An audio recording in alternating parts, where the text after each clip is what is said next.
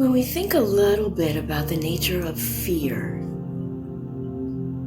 we need to first give it a context as to what fear is actually made of. Now, if we were to create a trace or a line of energy behind the formation of fear, we would have to begin with working backwards from what has now become something with the strength of a belief. And a belief is formed, any belief is formed by the repetitive thought and acceptance of that thought as a depth of truth that we become subject to. I believe that is the premise. So once something becomes a belief, and if it is a belief that frightens us, we now have fear. But if we were to break it down energetically, a belief is something, as we just established, that is the result of a repetitive thought with a depth of acceptance. And if we break down what is a repetitive thought, we take the idea of repetition, that which is enforced over and over again through repetition, which adds energetically, it adds a momentum. But I am deliberately choosing not to use the word power, because we have to understand too the nature of what is truly power, other than the power of belief. We give power to belief, but is it in fact truly power?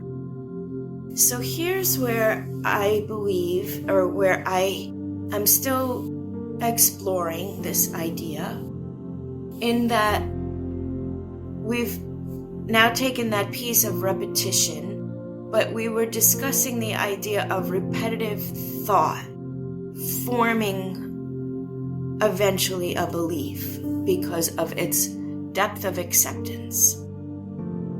So the nature of a thought is vibrational. It's the translation of a vibration to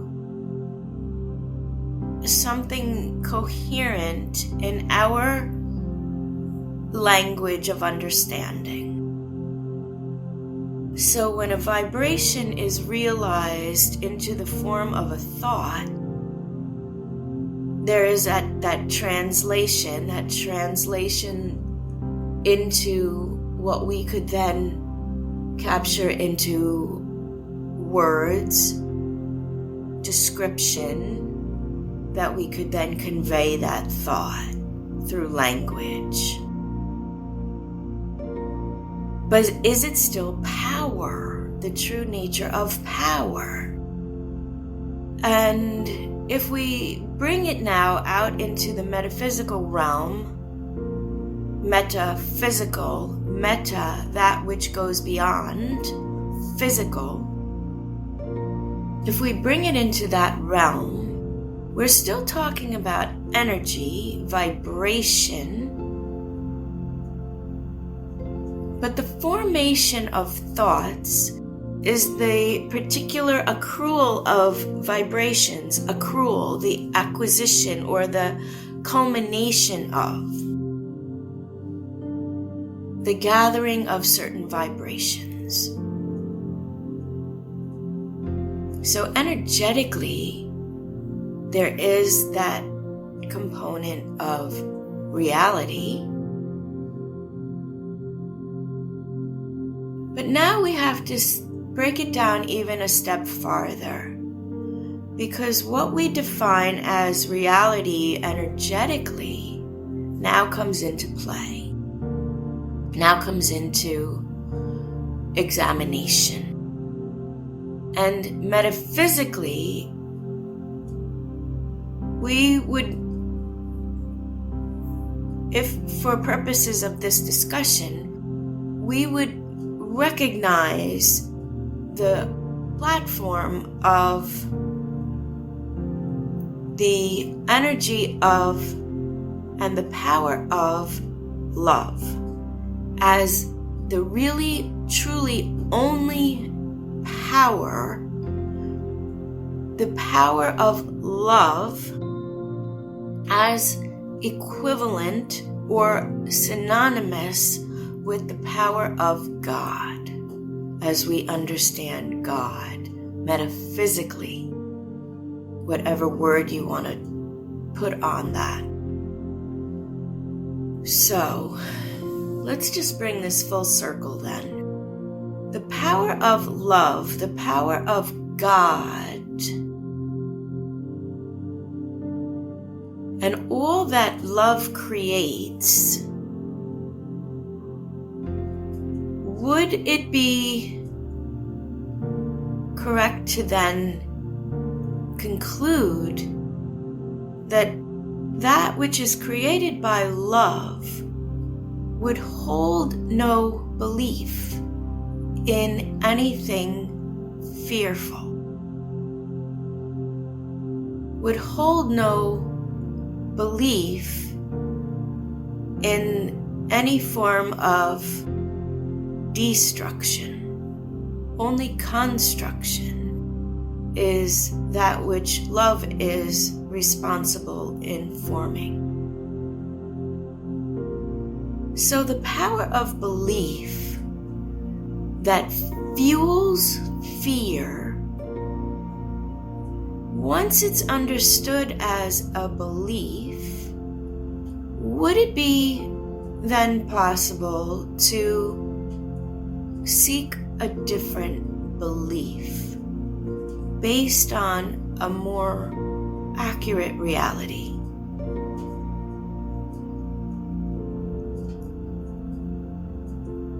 That is the question worth pondering. And relative to any fear, I can only refer to fear within my own experience, fear of something happening, whether it be happening to me in some form that I would find terribly unpleasant, terribly threatening in some way, threatening to my survival, threatening to my peace of mind or sense of security. So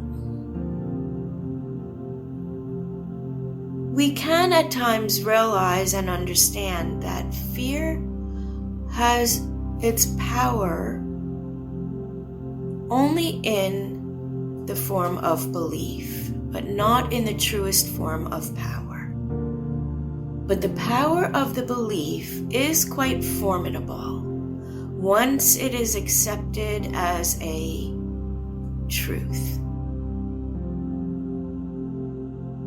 However, the truth, as we know, can have context of its own and a multidimensionality of its own. And if we were to track truth back, we would wind up tracking it back to the energy of love, the energy of one power, not a dual power, only one power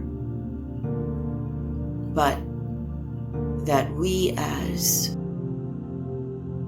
physical beings feel subjected or subject to the conditions of the material world. But again, it is quite worthwhile to examine, explore, and break down those concepts that we define, that which is the material world and that which is the world of love, the world of God, the world of spirit, the world of spiritual nature, and the world of material nature. So you see how fear, once it becomes so deeply concentrated to hold us in a grip, in that grip of belief, which is a widely accepted, repetitive thought, accepted as truth, I believe that is where we are entitled to then break down what do we define as truth. And in doing this, in creating this process of breaking it down and breaking it down and tracking it back,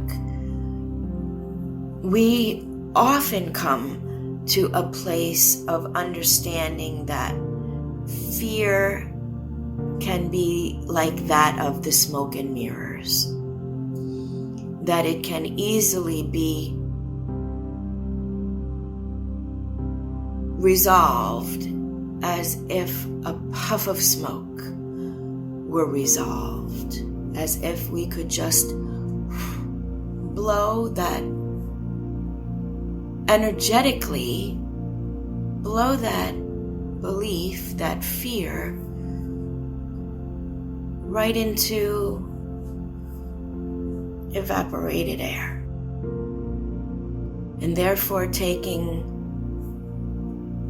apart its form, once thought has become form, we then therefore take apart the form, we release and dismiss the thought, and therefore the fear is no longer in existence.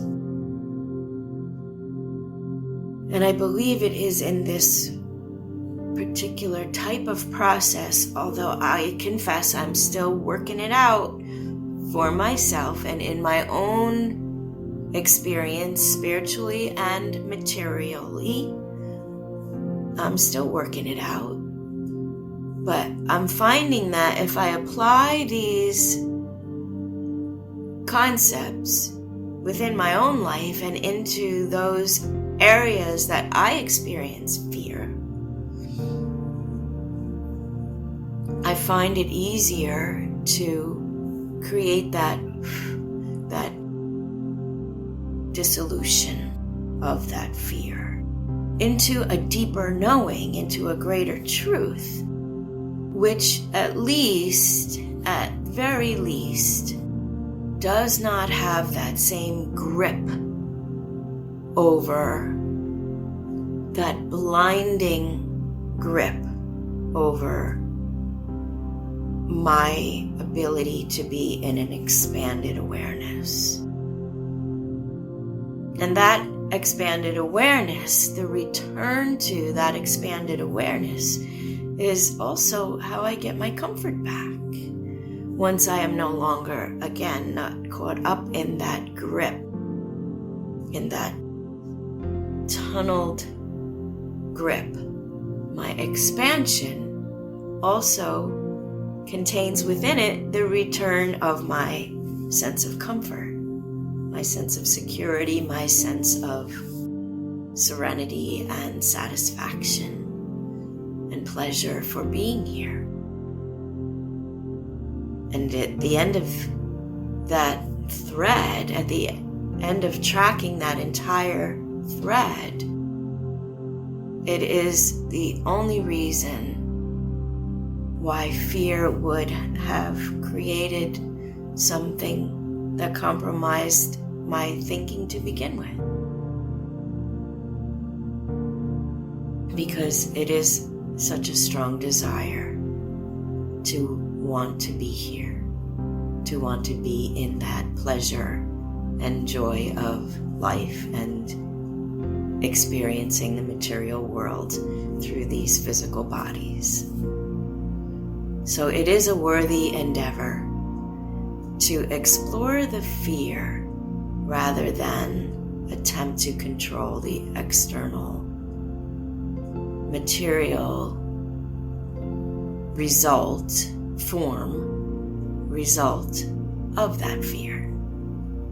It is better, it seems, to address it as an internal process.